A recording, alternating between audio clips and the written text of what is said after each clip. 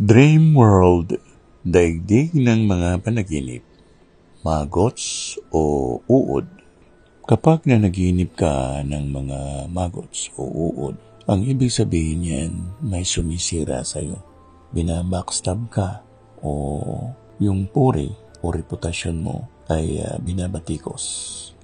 At habang dumadami ang nasabing magots, marami rin ang sumisira sa'yo.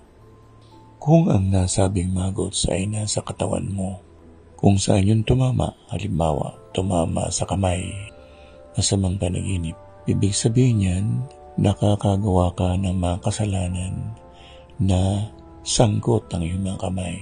Halimbawa, pagnanakaw.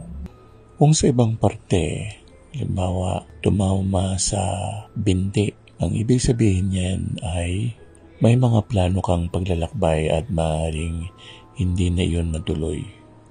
Kung sa ibang parte ng katawan, halimbawa ay sa muka, malaking iskandalo yan. Kaya pag-ingatan mo yung sarili. Warning yan sa'yo dahil habang lumalakad ang araw o panahon, ikaw ay maging biktima ng panglilibak ng mga tao.